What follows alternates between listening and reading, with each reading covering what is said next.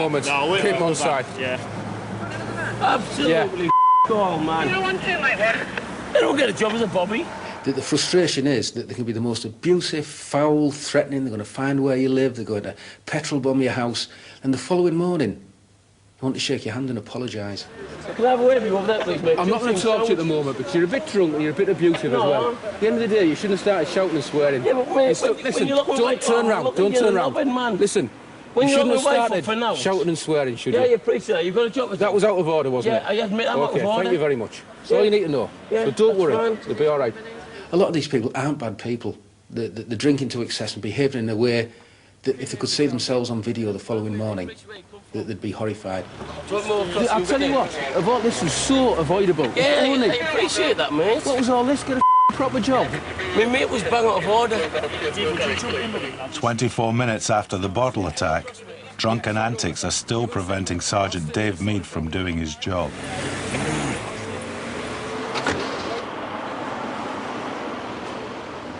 Middlesbrough General Hospital. The bottle attack victim has regained consciousness. Miraculously, Stephen Bradbury has escaped serious injury. But the side of his head is scarred. Like, were you stamped on? Or is that from the road? No idea. Yeah, I was stamped on. Okay. I remember being stamped on. Just relax back for me, that's brilliant. He's suffered mental scars too. Your tummy's not sore anywhere? Oh, my arms are. I didn't think, sorry. It's not me, it's my head. Stephen is not a violent man. Stephen is not a fighter. Stephen was an innocent man enjoying a night out, and for some reason he was attacked, and attacked violently. I left a club and was... somebody accused me of attacking somebody else, yeah. And I was like, excuse me, I've never had an attack in my life. And was just savagely attacked by about 3 or 4 guys and left in the road. And as I tried to get up and run away, I fell over and then was attacked by 3, possibly 4 or 5 guys, and they smashed bottles on my head. It's a sad story that happens across Middleton, I'm sure across most of the country. It tends to be the innocent bystanders who end up, and I've seen nothing at all, no argument has been put forward, certainly no evidential value, that Stephen's done anything to contribute to the violent attack that he was subjected to. Simply wrong place at the wrong time. And this is the first time I've suffered abuse or been attacked or anything, which is quite a shock. And I don't think that I'll probably dare go out again now. That's it. Romford, Essex.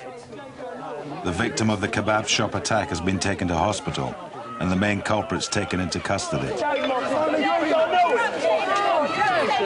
But emotions are still running high. This man's angry because his sister's being taken into custody. The fact is that on a lot of these occasions, the consumption of alcohol affects people's behaviour, and that's witnessed on every Friday, Saturday night in Romford Town Centre. Screaming, shouting, often they're wild animals. That sort of behaviour isn't going to be tolerated. Yeah, no, man, it's my sister. She's getting a lifted back to the neck. Are you going to walk away? Is she going to get nicked? It's taken 10 officers 30 minutes to sort out the chaos. I'm trying to take him away, but this geezer's giving me abuse. If we take him away, he's going to get okay. Another Friday night. It's just a laugh, isn't it? It's midnight on Friday night. After a hard week at work, revellers have been boozing for 5 hours. Now they're migrating to themed late bars and nightclub chains to get more drunk, and that leads to more violence. Once an industrial giant, Middlesbrough now has an unemployment rate twice the national average. But one industry still thrives in Middlesbrough: the nighttime economy. We estimate between 20 and 30,000 people are in the Middlesbrough town centre every average Friday and Saturday night. It's almost a ritual to go and drink to excess. Middlesbrough, 12:10 a.m. Sergeant Dave Mead and his team are patrolling the town centre when they receive a report of a row between a husband and wife. It's okay, just go. Somebody there, okay? What's your concern? If you... It's trying to make us upset and I don't want to have sex with him. I don't love him no more. I just want to leave us alone. While his colleagues arrest him, Sergeant Meade comforts his wife. I just want to go home to my children. The female was clearly distraught. She'd been drinking for most of the day and was intoxicated. As she was talking to me, she started to disclose there'd been an issue where, walking down alleyway, he tried to drag her into an isolated parking alley in order to have sex. Can you have 2 minutes with my wife? Right, under arrest, mate. Just sit down, take it easy. Stop kicking it. Sit down and sit down. Right, sit down. I want 2 minutes with my wife. Sit down. All I want is 2 minutes.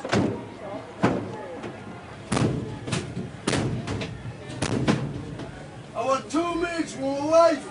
That's all I want.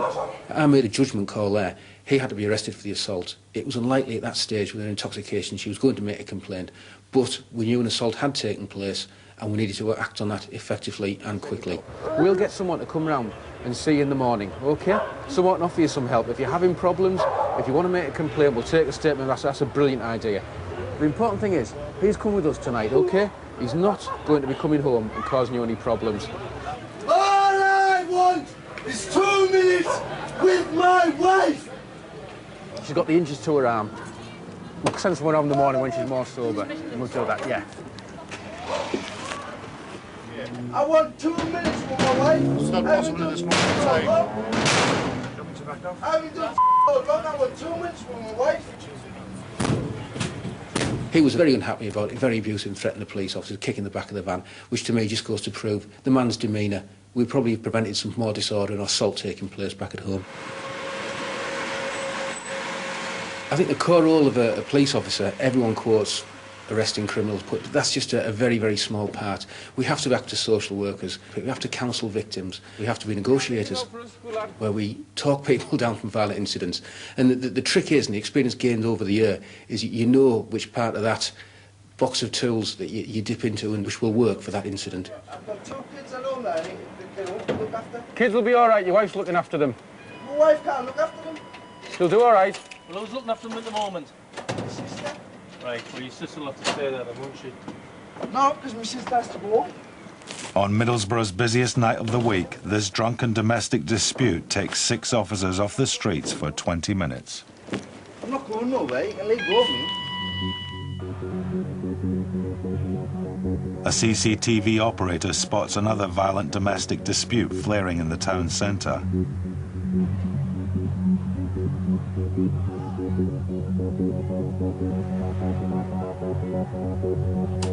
Sierra X-ray. We have a domestic going on in the high street between the male and the female. Police presence required. Sergeant Meade races to the scene to investigate.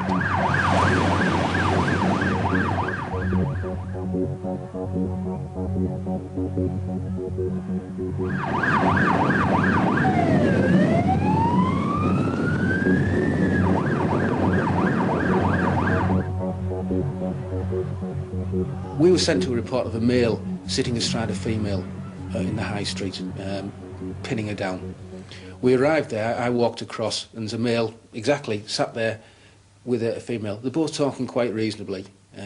As you walk up to me, you realise something's wrong.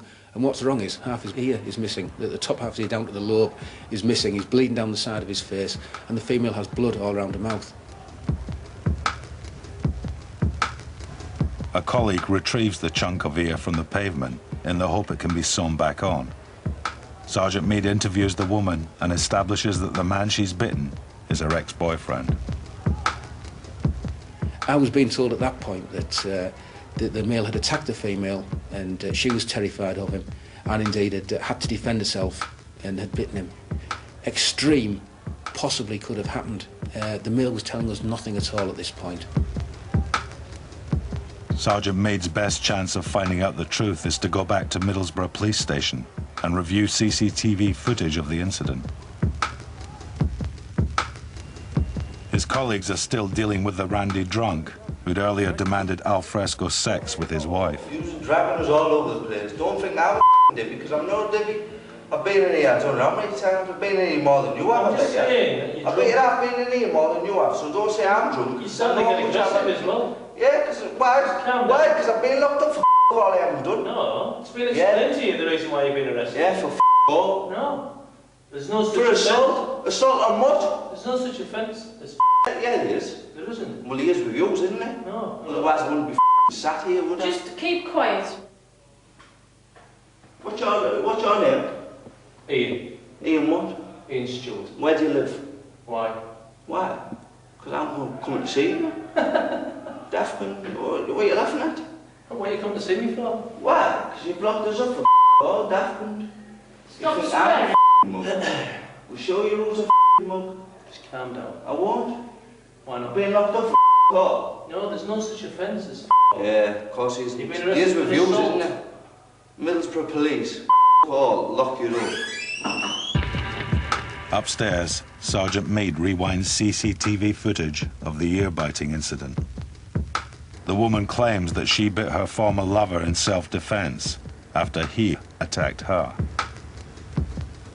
But CCTV reveals a different story.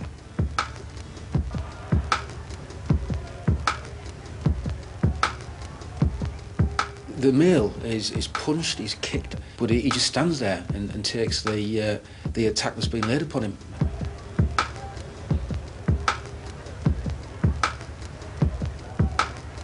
The attack went on for some considerable time and finally pushed against some railings, and she almost like a vampire film, clamps onto the side of his face. At that point you're aware that the ear is being bitten from the side of his head.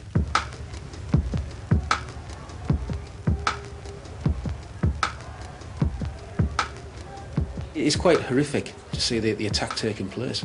Certainly I felt physically sick. Drunken violence perpetrated by women is on the increase right across Britain. In the town centre we've had a lot of incidents involving females who can fight quite fearsomely.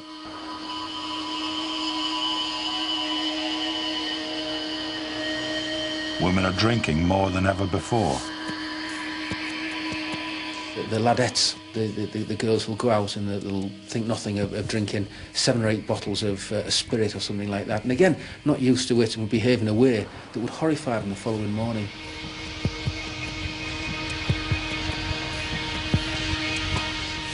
In the past decade, the number of arrests of young women for violence has more than doubled in the UK.